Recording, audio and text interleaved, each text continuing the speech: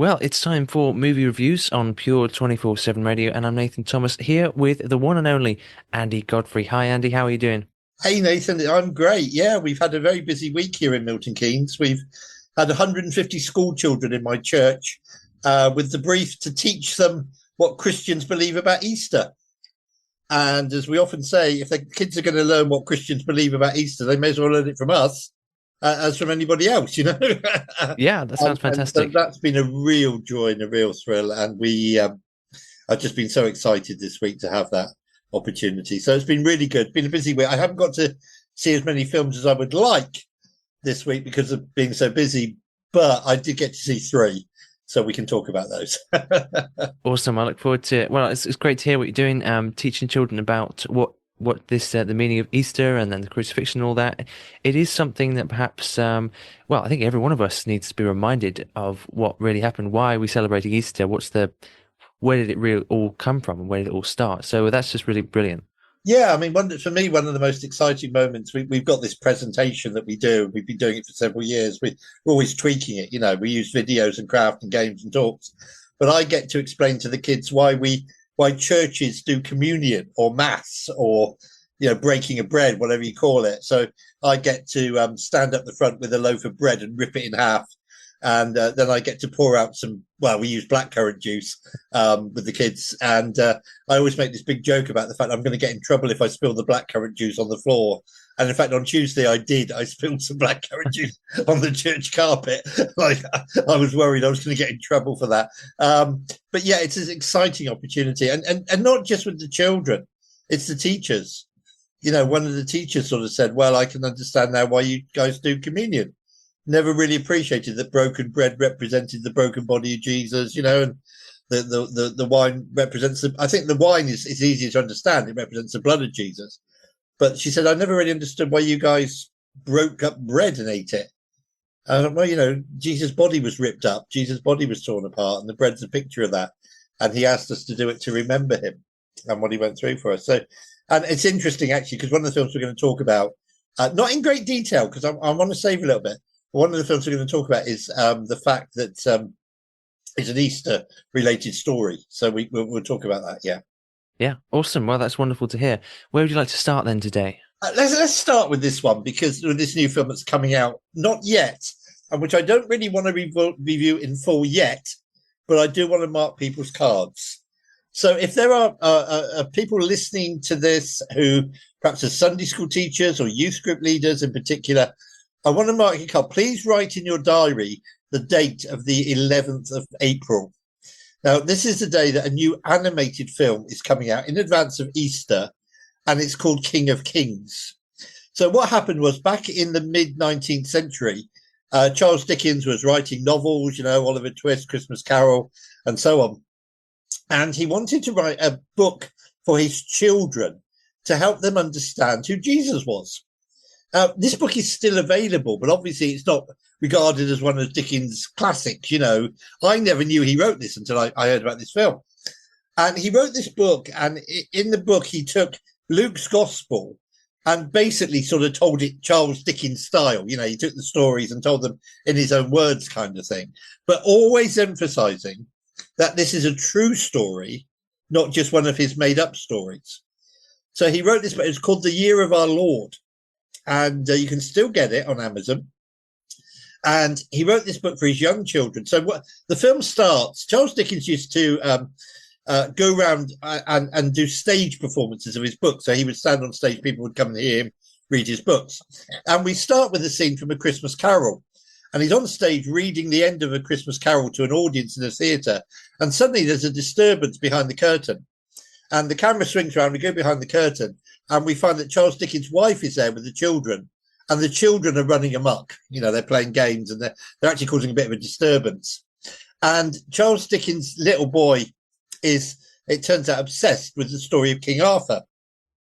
So he's running around backstage with a sword that he calls Excalibur, going, I am King Arthur, King of the Britons, blah, blah, blah. When they get home, Charles Dickens says to him, do you want to hear a story about a true king, a real king? In fact, I can tell you the story about the King of Kings. This is what he goes, wow, Yeah, does it have dragons in it? Does it have magic? It doesn't have no, it doesn't have dragons, it doesn't have wizards, you know, but it does have miracles and it has storms and it has bad things happening and good things happening, and you know, and he starts telling him the story. And as he starts telling him the story, we then, with Charles Dickens and the little boy, we go back in time and we witness the events happening. And the film starts with a really good rendition of the Christmas story. We then follow Jesus through his childhood, being a carpenter. We see Jesus in the temple at the age of 12. And then once he starts his public ministry at the age of 30, there are sort of selected highlights really from the life of Jesus. So we even get the story of the woman caught in adultery. This is a kid's film. Okay. This is a PG certificate. Okay. This is a cartoon. Okay. So we even get, I was surprised that they included it, but it's there. Fair enough. Jesus forgives the woman. We get the story of blind Bartimaeus. Jesus gives him his eyesight back. We get various miracles. We get the walking on the water, Peter sinking, and so on. We then, of course, build towards the crucifixion and the resurrection. Now, the thing to say about this film, and I've seen some criticism of it today. Some people say, oh, it's just Christian propaganda. Kenneth Branagh stars in this film. Pierce Bronson, aka James Bond, stars in this film. Uma Thurman, one of the world's leading actresses, is the voice of Charles Dickens' wife. Mark Hamill, who played Luke Skywalker in Star Wars, plays King Herod. This is a top-notch cast. I mean, this is a really, really stellar cast. It's almost like a dream cast of British actors that you would want to have in a movie, you know? And I sat there all the way through the end credits. Over the end credits, there's a really lovely gospel number. I mean, the soundtrack is fantastic, and I think it would be worth pure looking into getting the soundtrack because there's some great gospel songs on there, pop music, you know, pop gospel songs. And I sat there all the way through and I was reading the cast credits. Like, wow, this is a dream British cast. These are people that if I was making a British movie would be top of the list, you know, that you'd want in your film. The animation is absolutely fantastic. I mean, the animation is beautiful. There's a few frightening moments. I mean, the film is going to be a PG. And one of the people, I saw it, I was so privileged. I was invited to a private screening in London with just a few other people in the screening room in central London yesterday. And one of the people who was there, young lady, I got chatting to her, and she is the girl who buys films for the Odeon cinemas. Okay, she is the person who decides what films are going to go into Odeon cinemas. Okay, so big league stuff. And after the film, I grabbed her and I said, "Look, are you going to buy this? Is there a market for this?" She said, "Definitely." And I was so encouraged. You know, this was such a thrill to me to hear her say, "Yeah, we're going to get this and we're going to put this in cinemas." So we will review. We'll leave it a week. We'll come back to it when it comes out. But I really want people to mark this one in their diaries. It's called The King of Kings. One of the things that really impressed me was that all the way through, the film is keen to emphasize that this is not a story Charles Dickens is making up. This is a truth. This actually happened. This is fact. Okay. And I was really, really impressed by that because, you know, when we start with Scrooge and the ghosts and the Christmas Carol, you know, some people are going to think, oh, this is another story Charles Dickens made up to tell his kids. No. This is the true story of what actually happened when Jesus Christ came into the world. So I was really, really impressed by it. I thought that a friend of mine today in Milton Keynes, I was talking to her. She's got children 6 and 8 years old. And I said, yeah, it would be fine for them because they like going to the cinema. And the British Board of Film Classification, who decide what certificate a film gets, they are seeing it today. They've seen it today. And the word is that they are going to give it a PG. Because of obviously the crucifixion scene is quite violent, you know. We do see the nails being hammered into the hands of Jesus, but the animation is beautiful. The scene set in the storm where Peter, you know, goes out walking on the water to Jesus and then sinks. Absolutely, it's really terrific. And this time travel element where Dickens and his son are there in the crowd watching Jesus raise Lazarus from the dead. They're there in the crowd when everybody's shouting, crucify him. And the little boy's going, why are you saying crucify him? He's done nothing wrong, you know. Don't understand. The scene where Charles Dickens explains to his son why Jesus had to die. I mean, we go all the way back to the Garden of Eden. We get the whole creation story embedded in this. We get the story of man's fall and why Jesus had to pay the price for the sins of the world. It is terrific. I really thought it was great. And, you know, somebody said to me today, oh, it's a piece of Christian propaganda. No, these top-notch actors, Kenneth Branagh, Pierce Bronson, Irma Thurman, they're not going to lend their name to something that's a piece of propaganda, even for a paycheck. You know, they're not going to do that. It's from Angel Studios. Angel Studios are the people who've given us The Chosen. They gave us Bonhoeffer recently, the Possum Trot story, Cabrini, which came out last year. Really, really good Christian film studio. So, yeah, please, people, put it in your diary. And when I put my review on Facebook, I just said, you know, mark this in your calendar, April the 11th. It's going to be shown twice a day in Cineworld and Odeons for a week. And we really need to mobilize people. We really need to get people out there to watch this, because as I said when we reviewed Bonhoeffer, the more people we can get to watch Christian movies, two things will happen. Firstly, we will get more Christian movies being made, you know, and cinemas will show them, because cinemas are still a little bit hesitant. I was really impressed talking to this girl from Odeon. I mean, she's from the Odeon head office, you know, she's the number one person as far as deciding what films Odeon's cinema show. You know, I'd never met her before, and it was wonderful to chat to her. And secondly, you know, as I say, first we'll get more Christian films, and secondly, we'll get the gospel out there, because this film really does tell the gospel, you know, in a very entertaining way. It's quite funny. There's some stuff and nonsense involving the little boy's pet cat who runs around ancient Jerusalem, and they lose it and they find it. The cat gets into all sorts of scrapes. Possibly as a grown up, I could have done without some of that, but kids will love it. Now, I sat there thinking, I've got to watch this film, remembering the target audience.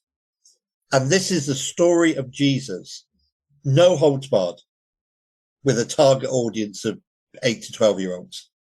You know, so honestly, really, really good. So, yeah, that's excellent. Wow, fantastic. And just in time for Easter, which is great. Yeah, I mean, you know, an Easter treat for the kids. Take them to the cinema. Take your grandchildren to the cinema. I mean, I said to the girl who runs our Sunday school at church today, take the Sunday school. You know, block some seats. Do a block booking. Take some seats, and let's get people watching this film. You know, because as I say, A, it's really good, and secondly, we'll get more films like this. You know, the more successful they are.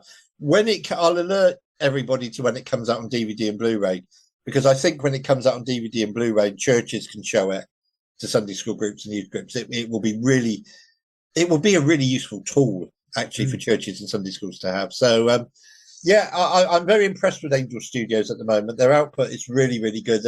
Of course, the other thing that's happening with Angel Studios, and this might turn up on Pure, I got to interview 2 cast members of The Chosen this week.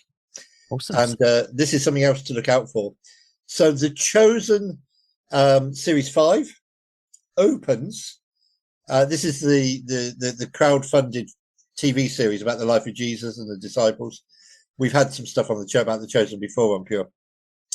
This opens with the Last Supper and the events of Holy Week. So we open with the Last Supper. We then go back to Palm Sunday.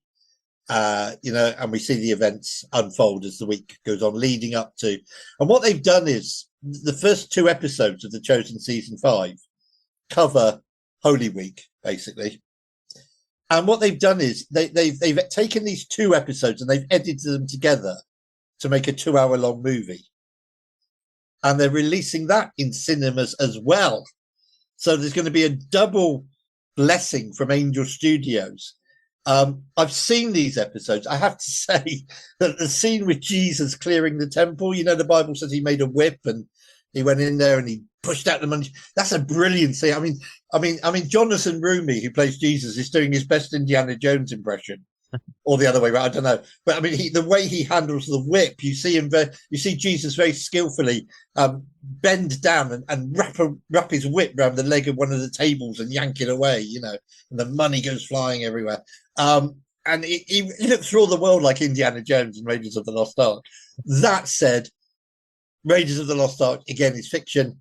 This really happened, and you can. And Jonathan Rumi is I think for me, the best actor who's ever played Jesus. I mean, I really think he's a born again Christian himself. I've met him. He's a lovely, lovely guy. He told me he prays on set every day. And when I met him, he said, I pray on set every day that I will get Jesus right. That's their concern.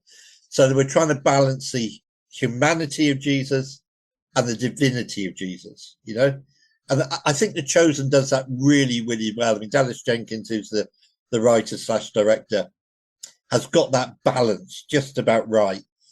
And particularly in the scene in The Last Supper. I was talking this week, actually, I got to interview the guy who plays Peter. And I don't know if you know this, Nathan, but whenever you see a scene in a movie where people sat around a meal table, those are notoriously difficult to film. They take ages because as the camera moves around the table and films different people, you can't see the studio wall behind somebody. You have to keep rearranging the set. You have to keep moving the camera. They have to be filmed in bits and pieces, scenes at meal tables. And he was saying that they were in the upper room filming The Last Supper for a week. With all of the disciples' reactions, to what Jesus is saying, and so on, and focusing on Peter and focusing on Judas and focusing on Thomas, and it took them a week to film that scene, which is on screen, I suppose, for a total of about half an hour. But that's coming to cinemas as well. So, I mean, we're really blessed, aren't we? So, I mean, please, people listening to this, get out to the cinema. Maybe you don't go to the cinema. Give yourself an Easter treat. Either take the kids to see The King of Kings, brilliant animated film. Take the kids to see go yourself and take others to see The Chosen. It's called The Chosen: The Last Supper. The film. It's a 2-hour film of 2 episodes edited together. Oh, that's interesting. So that's not a bad start, is it? No, so plenty for the Easter break coming up very, very soon. Yeah. We've got that animated feature, King of Kings, and of course that, I guess, 2-episode feature of The Chosen, focusing on the events that led up to Easter, which is fantastic. So yeah, absolutely. I mean, I haven't seen the episodes yet. Actually, seen the crucifixion itself. They're holding those back. But I mean, that will be if it's anything like the rest of the series of The Chosen, it'll be really well done. Yeah, awesome. So we've covered a couple of films relating to Easter and the life of Christ. What have you got for us next? Okay, so there were 2 other films that I saw this week that I want to talk about. So do you remember last week we were talking about Snow White? Yes. The latest Disney live action. So I went to see this after my daughter had seen it. And my daughter, who's in Jersey, Amy, she is the world's biggest Disney fan. She's I regard her as a Disney expert. Okay. And I sent her a little message saying, Amy, I'm just going to the cinema to see Snow White. She'd already seen it. And the message came back, don't bother, Dad. Oh, dear. Oh, dear. I had heard Mark Kermode's review, who is the leading film critic in this country. And Mark is a friend of mine. He had described it as terrible. Oh, dear. So I went in with, thinking, okay, I hope this isn't terrible. As I've said to you before, I go into every single film. Because why would I want to waste 2 hours of my life watching something terrible? So, Snow White is terrible. It really is. That said, we have in film critic circles, and it's nothing new, but we have what we call Marmite movies. You either love them or you hate them. Oh, I see. I know people who love this. I know people who hate it. I'm one of the haters. So let's deal with a few of the problems. First of all, the original 1939 film, which, as I said to you last week, everybody told Walt Disney, you are crazy. What are you doing making a full-length cartoon? Nobody's going to go and see this. What are you doing? It's an hour and a half. This one's nearly 2 hours. The original film is called Snow White and the Seven Dwarfs. This is called Snow White. And there's an important distinction because the dwarf's role in this is a little bit minor to what it is in the film. In the original, the evil queen, who is jealous of Snow White's beauty, drives her from the palace. She ends up in a forest. She ends up living with the dwarfs. And the same thing happens in this film. Okay, Snow White has to go run for her life. But in the original film, when she is poisoned eventually by the Wicked Witch, she is awakened by the kiss of Prince Charming. And Prince Charming comes along, and Snow White's laid in a glass coffin, and it's one of the most romantic scenes in all cinema, and it's the first ever animated kiss. He gives her a kiss, and Snow White wakes up, and literally the words "happily they lived happily ever after" appear on the screen. If you've ever seen it, they ride off into the sunset with the dwarfs waving them goodbye. So in the original, Prince Charming is a prince, and he takes Snow White off to his castle. In this, Prince Charming has somehow transformed into Robin Hood. He is not a prince. He is a Robin Hood type character who is rebelling against the evil queen because the evil queen is keeping people under a spell. She's keeping people in slavery. People are going hungry. Well, she's getting all the food she wants in the palace. She's living the life of luxury. The poor are getting poorer, the rich are getting richer. He is Robin Hood in this. And I said to Amy, since when did Prince Charming become Robin Hood? The original film is funny. The original film has got memorable songs. The dwarves are very well-rounded characters in the original. In this, they're not. And there's a real problem with the CGI, computer-generated imagery in this with the dwarves. Honestly, real big problem. The songs, I was really disappointed. The songs are by the same team that wrote the songs for La La Land. Now, I love La La Land. I think La La Land's one of the greatest movies ever made. Anybody who's got my book will see it's in my top 5 of all time. I love La La Land. The songs are by the same people. I thought, great, at least the songs are going to be good. They are so forgettable. I mean, I cannot remember, apart from songs that were in the original film, hi ho, off to what we go. That's in the new one, but I can't remember any other new songs. They are instantly forgettable. Boom, boom, boom, gone. Okay, move on to the next dance number. It's too long. It's not funny. It doesn't have any of the romance. It doesn't have any of the humor. It doesn't have any of the pathos of the original. Now, some people would accuse the original of being soppy and sentimental. The original's actually got a few scary scenes. I mean, when the beautiful witch transforms herself into an ugly witch, when Snow White's running through the haunted forest, those scenes in the cartoon are really quite scary. Genuinely, I saw it at the cinema last year. They're quite scary. This, okay, she's running through a haunted forest. Oh, look, there's a CGI owl looking at her through CGI eyes. I was really, now, as I say, I know people who disagree with me. I know people who've loved it. I didn't. So you pay your money, you take your choice. A lot of people are telling me their grandkids enjoyed it, maybe against me being a cynical old man, not the target audience. But generally, the reviews have not been good. I mean, most critics have said this is a really, really poor effort. It's not doing well financially. It did go into the box office at #1, but it's starting to sink already like a stone. And I just don't think it's going to do very well. So the other film, I know I'm conscious of time. The other film I really, really, really, really love. This is one of my favorite films of the year so far. It's a film called Flow. Now, you may remember that I'm not a big fan of the Oscars, but boy, did they get this one right. So Flow won the Oscar for the best animated film this year. It's a Latvian film, and we are in some unspecified part of the world. It's a jungle. It looks like Peru or maybe parts of India, and we're on a river. It could be the Amazon River. There's all sorts of temples and all sorts of things, right? Not a human being in sight.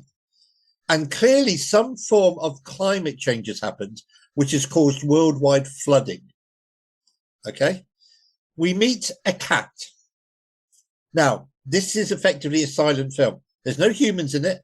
There's no talking. There's no dialogue. We meet, the only sounds we hear throughout the course of the film are the beautiful score and the noise of the animals. That's the only sounds we hear. We meet a cat who is trying to survive in a harsh environment in the middle of the jungle where the waters are rising and clearly global flooding is taking place. So the film's got an ecological message. He jumps on board a rickety old boat and we follow him and a series of other animals as they sail down a river having various misadventures. We meet a pack of dogs who are initially chasing him. One of them ends up becoming his friend. We meet squirrels, we meet raccoons, we meet pelicans. No talking. It is effectively a silent movie. It's about an hour and a half. It is effectively a silent movie. The animation is, I can't begin to describe how beautiful it is. It's stunning. It really is a feast for the eyes. And, this is an argument for seeing films on the big screen because the scenery is just so good. The scenery is just beautiful. And I sat there and I thought, do you know what? How many times over the years have I thought the Oscars have got it wrong? They absolutely got it right, in my opinion, with this. This is a beautiful, stunning, animated film about a group of animals on a rickety old boat in some sort of world, in a future world where climate change has caused flooding to their environment, trying to survive.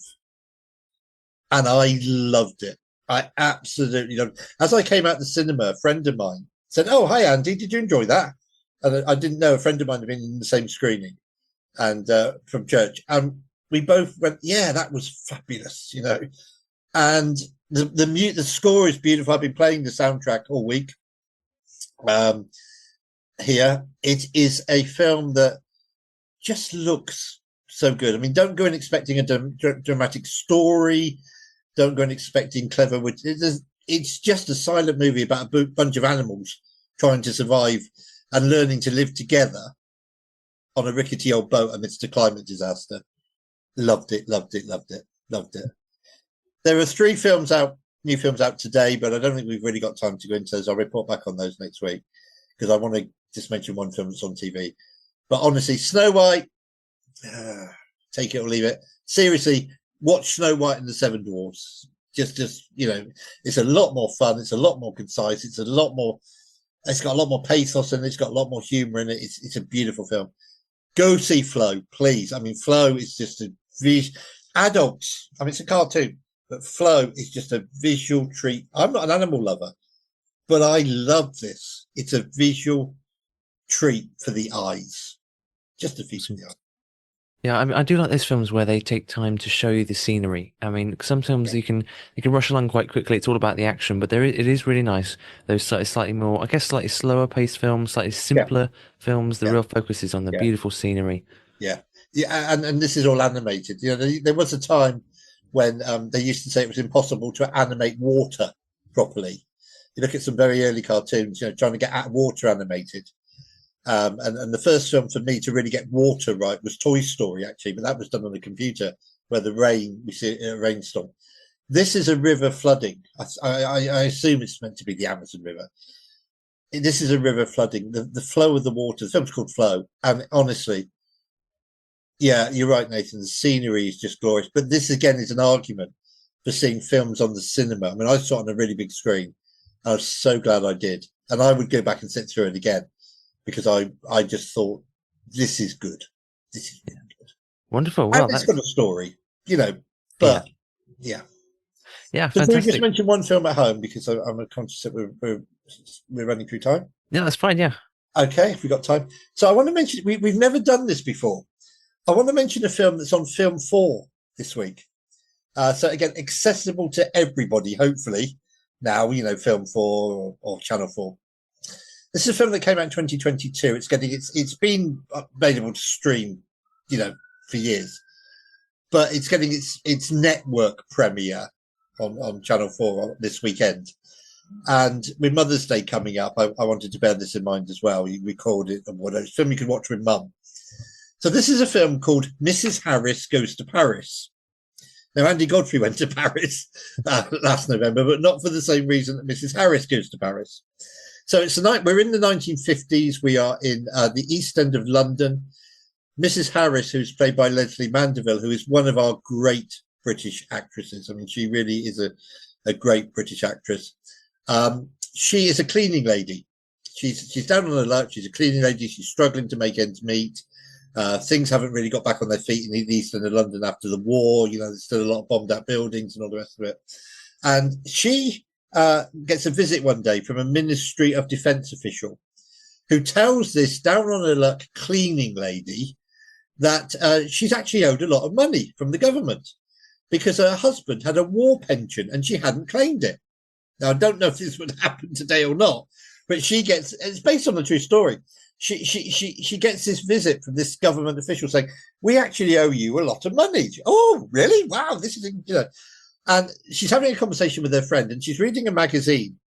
And in the magazine, she sees a dress, a Cote d'Ivoire dress from the biggest fashion shop in Paris. And she falls in love with this green dress. She absolutely falls in love with this dress.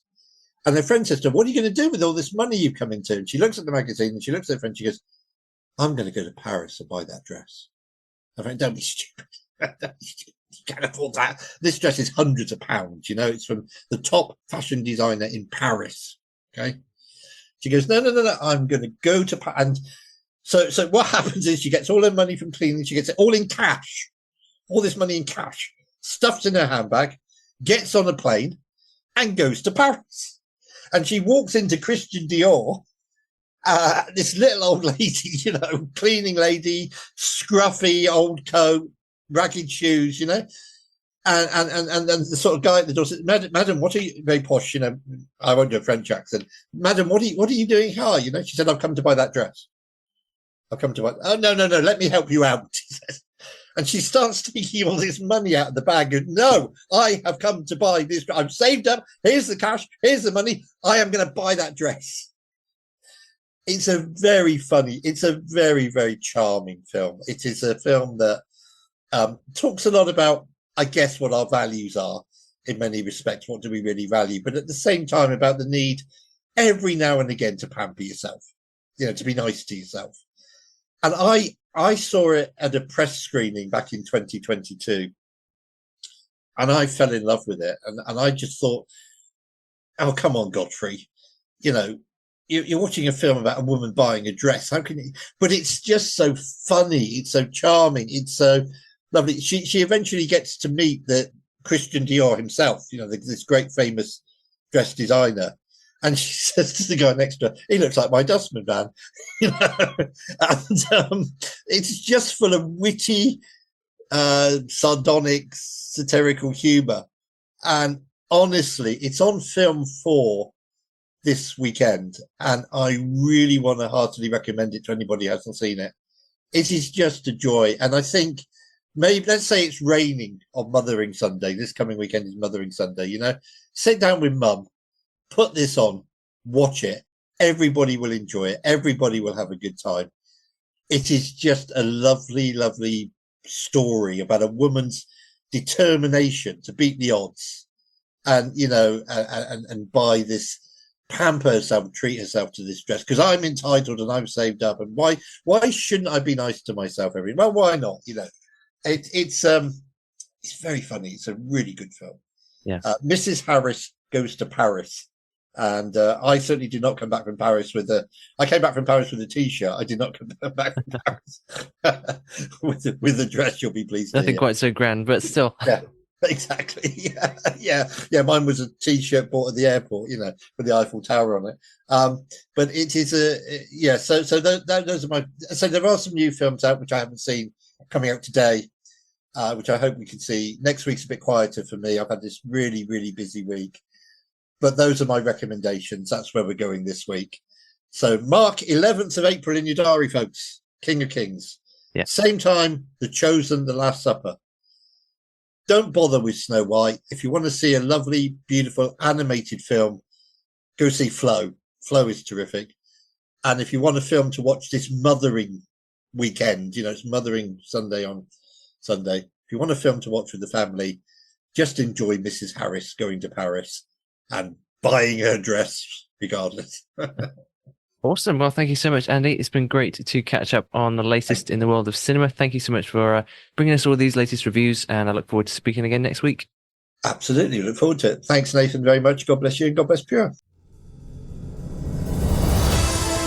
Pure Media, the magazine, is hand perfected with some of the finest writers from around the world that we could find. And yes, Andy B too.